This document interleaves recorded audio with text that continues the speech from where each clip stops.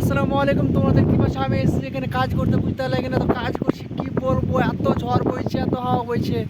দেখতে পাচ্ছ আমার শরীরের অবস্থা দেখে বুঝতে পারছো কীরকম ঝড় বইতেছে, বুঝতে পারলে এখানে কি বলবো ভাই, এত ঝড়, এত বৃষ্টি নয়, ঝড় হচ্ছে। আমি এখন কাজ করবো না, বাড়ি যাবো সেটাই ভেবে পাচ্ছি না, বুঝতে পারলে এখানে দেখতে পাচ্ছ আমার পাশে ঘাসগুলো কীভাবে নড়াচড়া করছে। যদি ব্লগটা ভালো লেগে থাকে তাহলে শেয়ার করে সবাইকে দেখার সুযোগ করে দাও, বুঝতে পারলে কিনা।